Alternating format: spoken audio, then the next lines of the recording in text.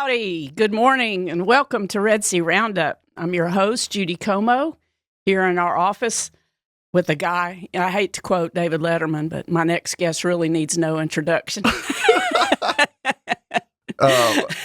Yeah, only because, you don't want to waste your time. Well, some of his interviews I really have enjoyed, but regardless, Deacon Mike Beauvais, welcome this morning. Good morning. Great. You wear a lot of hats in my life as a friend and a deacon and a brother to Keith and a teacher of RCIA over at St. Anthony's and many, many things. So I'm glad you're here. Well, I'm glad I'm here, too. It's kind of strange not being the host because the music came on and I'm preparing to... Leaning in? Yes, and then I'm going, not your turn. Great. So he also is one of the co-hosts of Red Sea Roundup. And just in my thoughts today, we're almost exactly at the center of Lent. So we've been through a couple of the rhythms of the liturgy, and we have a interesting Sunday coming up this Sunday as well. Yes. Change of vestments. Do we have to change the linen on the cloth yet? Or? Well, considering that most churches don't have rose-colored altar linens, right. Usually they stay in the violet, and Father and the deacon, if there is one at the church, will be wearing rose-colored vestments. And the whole point of, changing the colors at the halfway point, we do it also for Advent, as we get nearer to what we're preparing for. The thought is that not only should we be aware of the fact that, perhaps there are things in our life that we need to be working on. Mm-hmm. The most important thing we should be working on is finding the joy in our faith. And that's what both of those Sundays are for. And so this Sunday is intended to remind us that, we should be looking forward to the resurrection with joy. Absolutely. We were chatting before the show started, having this conversation after Mass this past Sunday, and someone said, well, are you gearing up for Holy Week? And I said, over the years of being involved in ministry, many ministries, and the different things as things would ramp up, I was like, I'm just trying to keep it from being Holy Hell Week. Let's keep it holy and not be distracted by the tempo and the buildup of the liturgies. And she said, I didn't even really think about it. And as I've mentioned before, the years coming up to my husband being ordained, I realize all the busy things I've given busy people to do on top of the busy things. Hey, could you come and talk to the youth group? Or, the request that the clergy gets now that I see it from the other side. But it's a wonderful thing if you can have the grace to embrace it and apply it to your life. Yes, and I think the only way I can make it work is focus on one at a time. Because if I start thinking about entire Holy Week, then my brain just goes nuts. So, as we gear up for Holy Week, yes, we have to plan all the liturgies and have a plan as to, because there's options for almost everything. And so, every parish has a different way of doing things. I remember saying, Catholic means universal, and we can't even decide what age to confirm someone. And they're like, you're striving for universality. And there's a big difference in that. So. Yes. And I think that I've always thought that if we take the time to simplify the universality side of things, we come to understand that, yes, it's all the same. The church never varies in what it teaches and what it celebrates. How it celebrates has some variation. But again, there's four things in every celebration that never, ever change. You have an introductory rite, you have a liturgy of the word, you have a liturgy of the Eucharist, and you have a dismissal. And those four make up the Mass. And then everything else is ornamental. Yeah. when you have a liturgical committee that gets caught up in, do we sprinkle the rose petals before they walk in or whatever? And Jesus is like, I really don't care. Yes. You can do that. But yes. In the well-intentioned guise at sometimes to bring more to what is already perfect. Yes.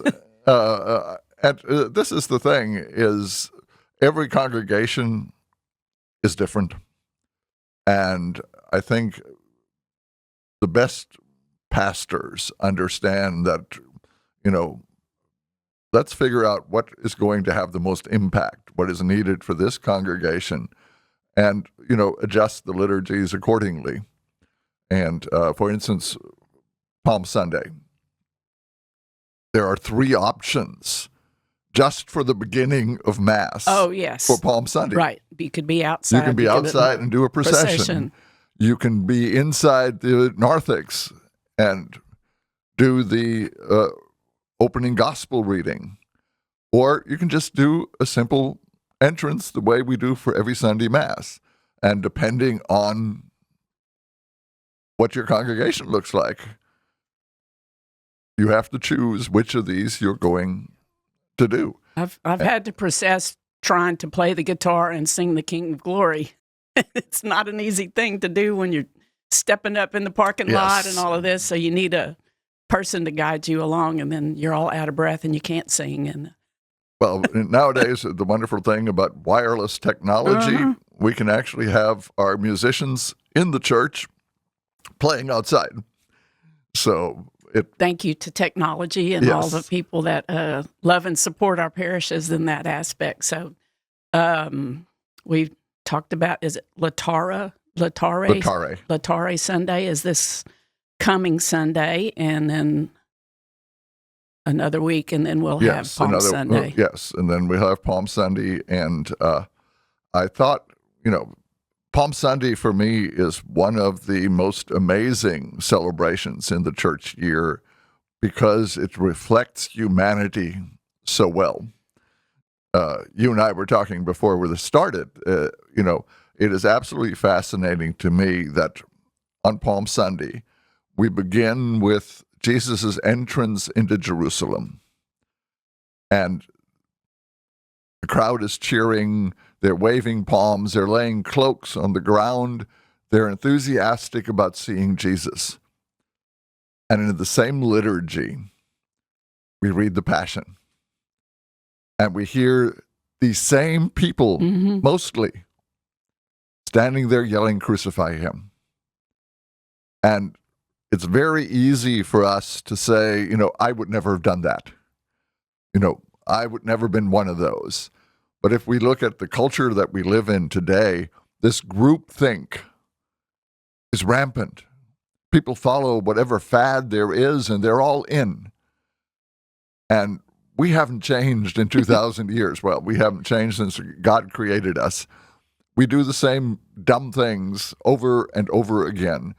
And so I think it's really, really helpful for us to celebrate Palm Sunday with that understanding that we are responsible for Jesus' death just as much as those people that stood there and yelled, "Crucify him." Right. It's easy for me to think of them, quote, as the bad guys. They were the bad guys, but they were doing what they thought was right. Yes. It was blasphemy to them. And yes. And again, the agitation by the Pharisees and things like this, the people responded to something that they were told, this is a terrible thing, and this man needs to die. Just the story of Barabbas being released by Pontius Pilate. And this is, again, one of these fascinating things to me, because they are given the choice between Jesus, who claimed to be the Son of God, and Barabbas, whose name means Son of the Father. And the choice was, who do you want us to release? And it is absolutely fascinating to me that when you think about it, the cry, release Barabbas, release the Son of the Father. Did not know that. Because the resurrection, release the Son of the Father, Mm-hmm. me. Right. And so that cry for the release of Barabbas, in spite of the fact that the people had no idea what it is that they were asking for, ultimately is the cry to crucify Jesus, which led to our release. Right. I think there's a lot of times in our life that we're crying out for stuff that we really don't know Yes. what we're saying. We really don't know what direction we're going in when... And the fascinating thing is God gives us what we need, in spite of the fact sometimes that we have absolutely no idea what it is that we want or that we ask for. I often need chronological order of, what was going on with Jesus. What did he do the next day? What did he do the next day? And then an overlay of what we do in liturgy and how, is it coordinated?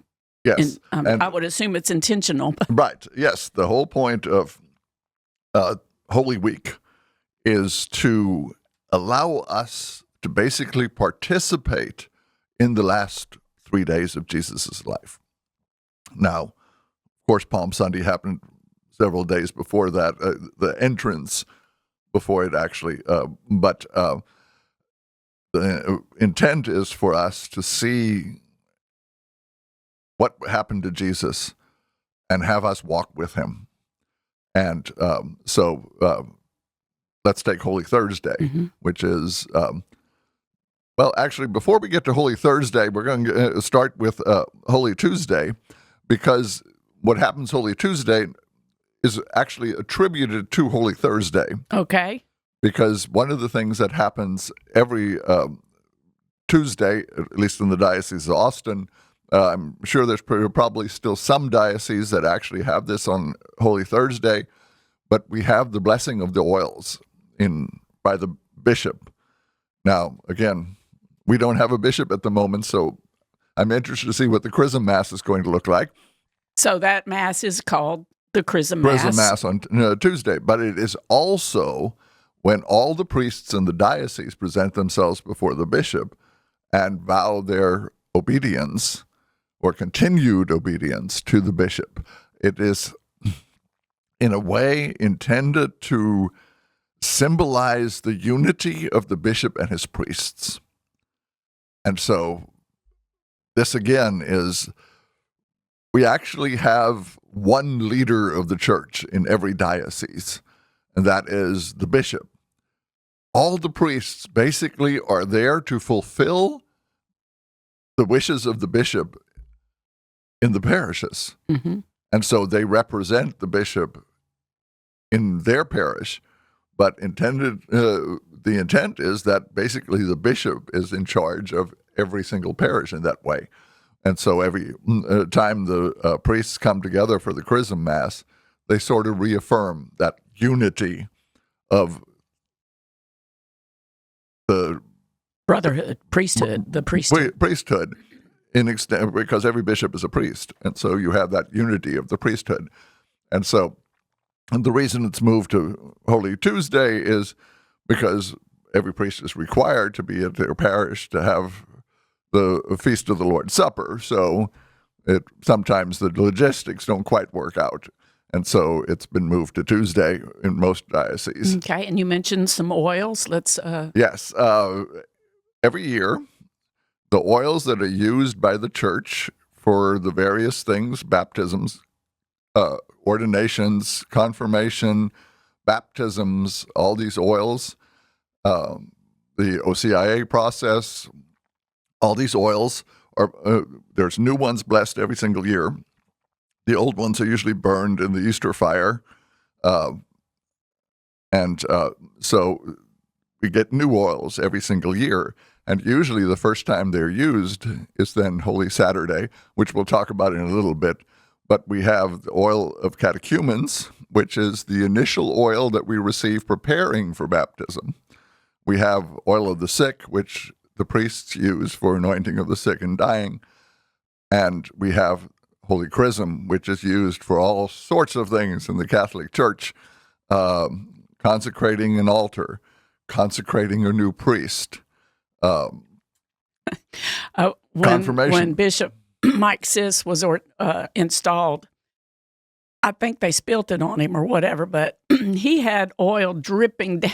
So that, during that ceremony, they anoint the head with the chrism, Yes. and they were very enthusiastic when they anointed him as well. And chrism, of course, is the oil that actually has a scent to it. The other two are olive oil, but chrism actually has a mixture of balsam and spices in it, the same spices that were used in the rites of the Israelites. And so this has been carried forward by the church. And so if you have the opportunity to smell a freshly baptized baby, they're going to smell like chrism. And baby lotion. And baby lotion most of the time, yes. And so, but that's happens Tuesday before the celebration on Holy Thursday. And in most parishes, those oils that are received by the parish are then presented to the priest at the Mass of the Lord's Supper. Yeah, it is an amazing, and excuse me, a lot of times we talk about these liturgies, we talk about Holy Thursday, we talk about Good Friday, and some people are like, is it a holy day? Yeah. Yes. Not a holy day of obligation, but it is a holy day, and some of these liturgies get overlooked by the faithful. And it's important to note that the 3 days, Holy Thursday, Good Friday, and Holy Saturday, are actually Friday, Saturday, and Sunday, as far as the church is concerned. And what happens is that the Mass of the Lord's Supper on Holy Thursday begins in the evening. And if we remember in Genesis, when the 6 days are listed, evening came, morning followed the first day. Right. And so when we talk, and this is important, the first day. So Thursday evening begins Friday. And so Jesus dies on Friday, the first day. He lays in the tomb on Saturday, the second day. Saturday night, and the Mass for the Easter Vigil has to start after dark, because it now begins the third day on which he rose. He rose on the third day. So if we read Genesis, we have a clear picture of why the church celebrates those 3 days in the way that it does. Because it's the first day, the second day, and he rose on the third day. And so when somebody says, well, he wasn't in the tomb for 3 days, it doesn't say he was in the tomb for 3 days. It says he rose on the third day. Mm-hmm. And so Holy Saturday, for the vigil, we're actually sitting there waiting in darkness for the light to arrive in the world, for that stone to be rolled away from the tomb and the light to appear. And so it's absolutely marvelous. But before we get there, let's go back to Holy Thursday. Yes.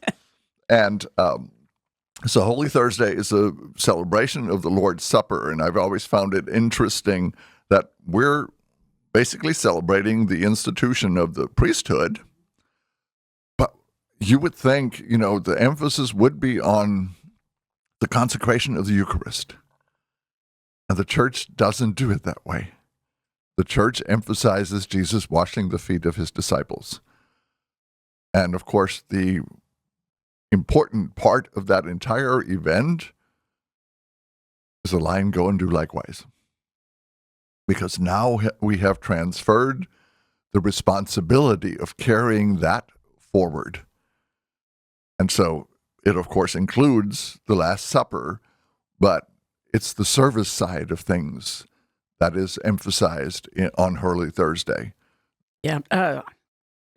We've had Pope Francis for 12 years, I think. 12 years ago on Good Friday, I was a part of the Life Stations of the Cross, and, 3 days really was exhausting, and my kids were on drugs for a long time. I drug them here, I drug them there, but we were just tired, so we go out to eat, and I had I love being Catholic shirt on, and went to order, and the girls, I think that's great that y'all's Pope went to a prison and washed the feet of the prisoners, because it was very well promoted on the news and everything. And I did rein it in and not go give her the whole catechism, but I did say, well, it is great that he did that. But in every Catholic church, in every town and city and throughout the world, people's feet got washed. And she was like, really? And as much as I could talk to her until I got my food. So there's always opportunities for evangelization and teaching because, and as you said, that service, we may not get on our knees and wash someone's feet, but you can go to the doctor with someone or help. We can talk for years about what that could look like, but the fact of service is what we're called to do. Yes, that's the driving force of Christianity, is love God, love your neighbor. That's it in a nutshell. And I can't love my neighbor if I ignore them, especially if I ignore their needs. And so that service side of things, that stepping up for others, one of the funny things is I'm fairly tall. And so going to the grocery store is always fun. Because, you get the top shelf. Exactly. So people constantly, could you reach that for me? Could you reach that for me? And I've always thought, that's one of these gifts God has given me to help my neighbor. It's just a little thing. But, we do when someone asks, and we do for others. And I think this is the message of the washing of the feet, is that, we are called to do for others sometimes things that we don't want to do. Nobody volunteers to wash feet. It's the story of St. Mother Teresa, and, somebody said, I wouldn't touch a leper for $1 million. And Mother Teresa said, I wouldn't either, but I would for Jesus. And that's the whole point of the washing of the feet. I wouldn't wash somebody's feet for $1 million, but we do it for Jesus. Yeah. In the guise of making things better, we did have the washing of the feet, and then we took it and came down, and each pew washed the next person, washed the next person, everything. I don't know how liturgical that was, but it did. It hit home. It did accomplish what we had hoped to. And, I think it's certainly worthwhile to remind people that, as Christians, that's exactly what we're called to do. And, may not be liturgically correct, but I'm sure that message got through. When I make it face-to-face with Jesus, I'm pretty sure that's not going to be the first thing he brings up. But no, I don't think so. So the liturgy, on Holy Thursday, we have the oils are included. Well, technically the oils come before Mass even starts, but depends on your parish how it's done. Usually you want everybody to see it, so usually you wait till after the entrance and then you process them in. But we usually at St. Anthony's do it right at the very beginning because we want them up there. And then, of course, you have Mass as normal, except for the fact that at the very beginning of Mass, for the first time, other than, of course, for the Annunciation and St. Joseph, we actually sing the Gloria. And at this time, when we sing the Gloria, it's a little different from every other time because all the bells are rung. The church bells are rung. The bells by the altar are rung. If you have musical instruments that sound like bells, those are rung. Just to remind us again that we are celebrating something special. And this is also the last time before Holy Saturday that the Eucharist will be consecrated. So there's another reason for this to be much more celebratory than it would appear during Lent normally. When you're aware that first time those bells are being ringing, and then it's the stark silence. We don't even ring them throughout the consecration. Mhm. If your church rings bells during the consecration, there's Bells a fall wooden silent. there's a wooden thing. I think it's called a crotalis. I think Yeah, that sounds right, but something I like don't that. remember. That it's a wooden clacker thing that we've used at St. Mhm. Joseph's for a while, and then we receive the Eucharist and this Right, and so Mass continues, and then after everyone has received the Eucharist, we have the Eucharist leaving the church, either a side chapel or something where the Eucharist is removed from the church, and it is placed somewhere where it's normally not placed, so that we recognize the fact that Jesus is going to be in the tomb. And so I've always told people that are not Catholic, especially the ones coming into the church, if you want to recognize the presence of Jesus in the Eucharist, walk into a Catholic church on Good Friday, because the tabernacle is empty and the church is empty. I don't care how many people are in there, you feel an empty church. And so Holy Thursday, the Eucharist leaves, and then we prepare for Good Friday when Jesus dies on the cross. There is no Mass said anywhere in the world on Good Friday. We receive communion that has been consecrated on Holy Thursday in a communion rite, but the focus is on the crucifixion. We read the Passion according to John. We do veneration of the cross, where everyone walks up and touches or kisses the cross or crucifix, and to remind us again that we share in this. We have a part to play in the crucifixion. And I've always said that, Good Friday gives us the opportunity to stand beneath the cross with Mary and John and decide, is this where we want to be? Because, trust me, Mary and John did not want to be there, No. but they felt they had to be there. Well, the same thing for us. We don't want to think about Jesus' crucifixion, especially not the way it's depicted in the Passion of the Christ. I'm very grateful for that movie, that you can have this image in your mind throughout, and I can talk for years about that as well. But us standing beneath that cross, us venerating that cross, is a reminder that our salvation has a cost. And so often we focus on the resurrection on Easter, and this is why the Triduum is so important for us, because it reminds us that Easter Sunday came at a price. And I encourage all Catholics, participate in all three of the services of the Triduum: Holy Thursday, Good Friday, and if you can, the Vigil, if not, Easter Sunday. Mm-hmm.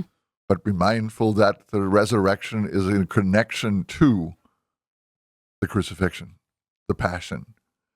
And so Good Friday, we recognize it, and a lot of churches do the Stations of the Cross prior to the veneration of the cross. And just again, we get an opportunity to walk with Jesus on the path to his crucifixion.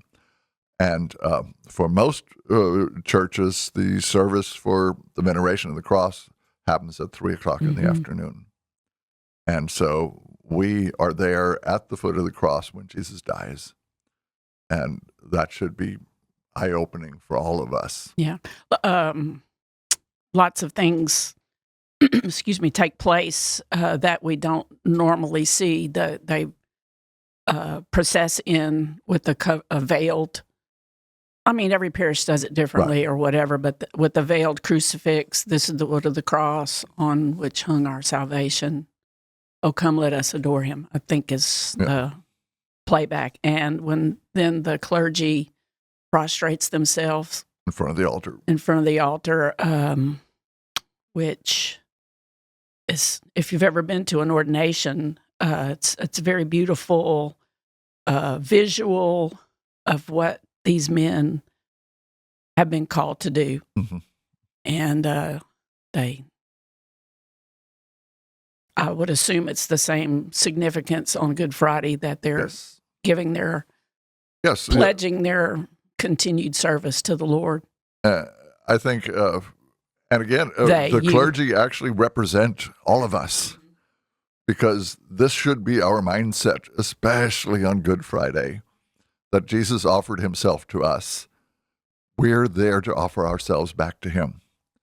And technically, this takes place at every Mass during the offertory. Right.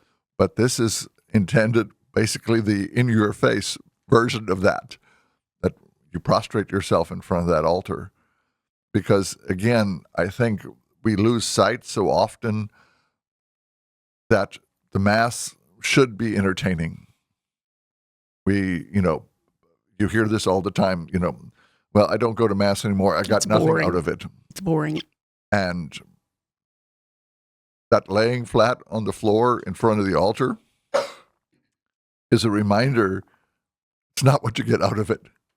It's what did you offer back? What did you give? And ultimately, the call is to give everything. Exactly. And I think we probably all have many reasons.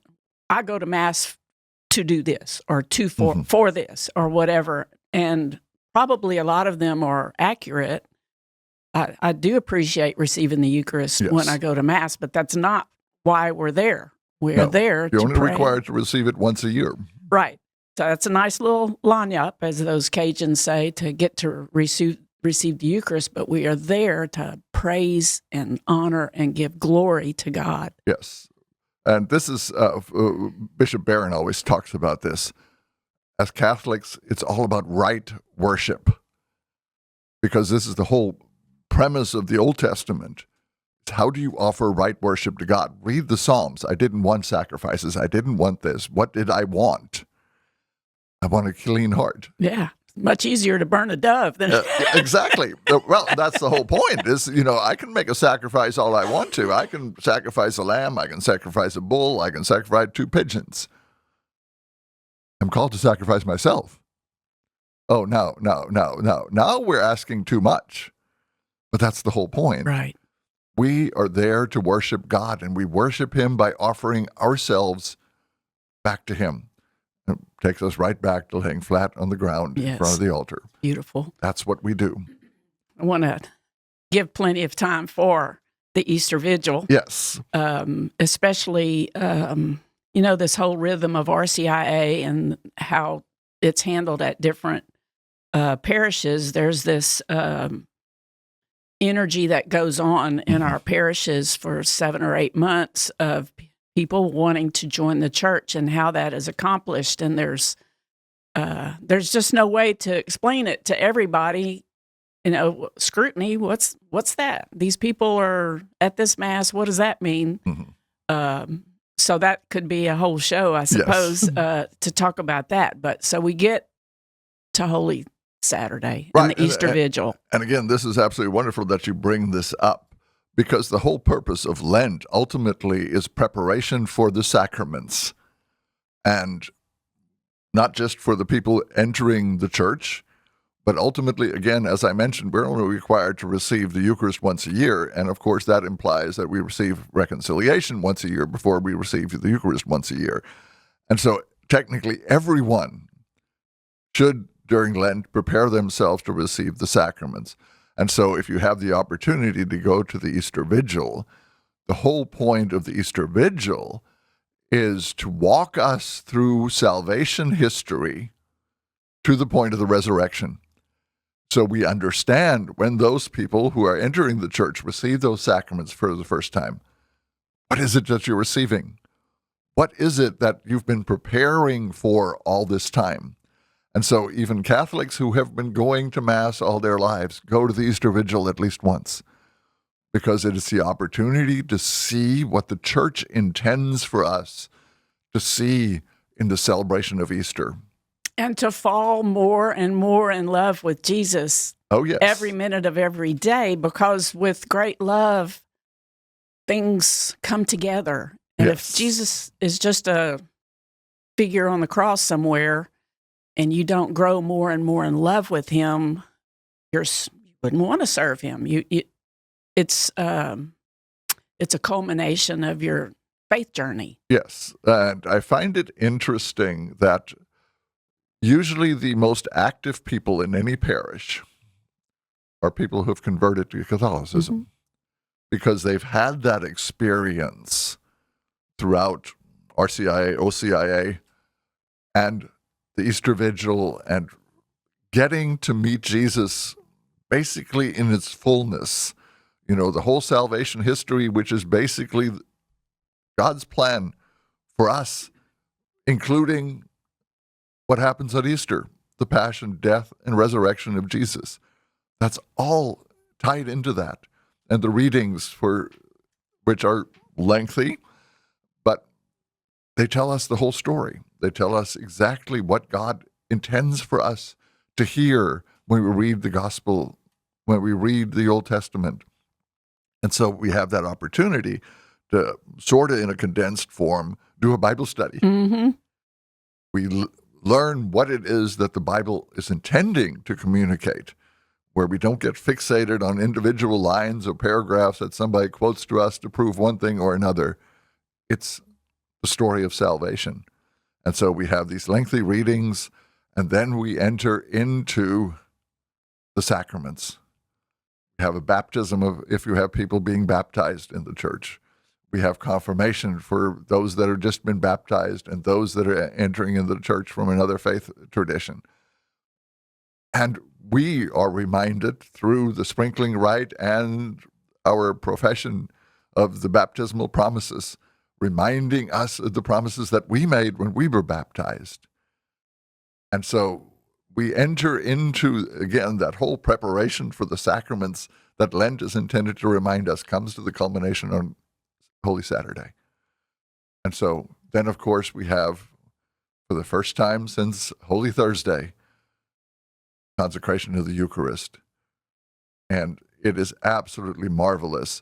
Now, we didn't have time to talk about the whole Holy Saturday thing with the lighting of the Easter fire, Right. the lighting of the candles, the lighting of the church Fills as the we church. process in, and which is intended to communicate the spread of Christianity throughout the entire world.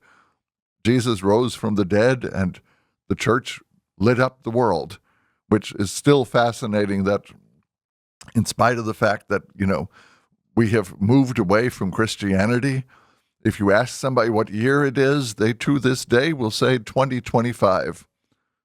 2025 from what? Christ impacted the world in ways that we can never calculate. And so, again, that event is what we celebrate on Holy Saturday.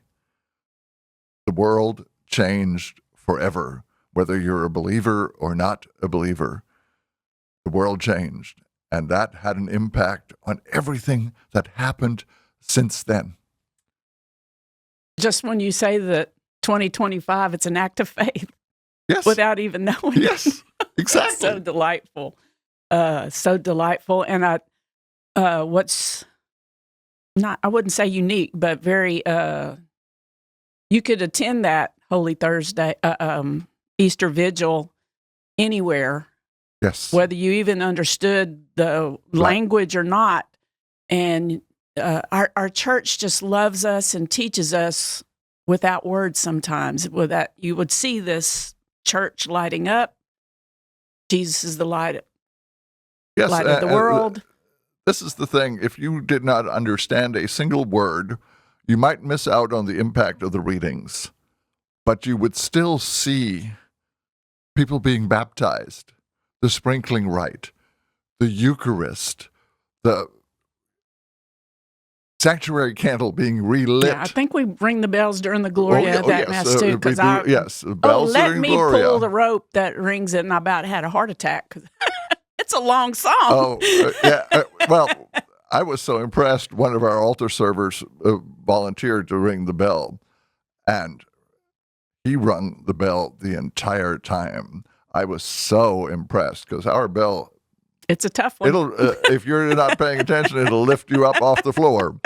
And so, but it's absolutely marvelous, again, that we're ringing the bell that you don't hear in the church. Mm-hmm. You hear it outside. And again, it's a reminder that what happens in that church impacts the world around us. And why at the end of every Mass, we are invited to go. And there's several different versions of it. You get to say it, so. Yes, and I usually use the same one all the time. There are options going, in peace the Mass is ended, which I never use because I do not like the thanks be to God. Thanks be to God. After it's over. So I will only use daily Mass. It's usually go and announce the gospel of the Lord, or my favorite is going peace, glorifying the Lord by your life. And so that's usually the one I use because that's the whole point of the Mass. Mm-hmm. That line that now you have received Jesus, go take him into the world. Go out in there and make a difference. Because again, what we're talking about. Don't mess it up in the parking lot, exactly, please. Which is usually my shortcoming. Deacon Mike, we are at the end of our show. How could we encourage the faithful who've heard this and it's kind of piqued their interest as to, I would think every bulletin is starting to start having the schedule. Mass plans of the Triduum. Yes. And go. That's all I can say is go for the entire Triduum. Awesome. Well, thank you so much for being here. And I'm even more excited than I was getting here. So to all of our listeners, go and make disciples.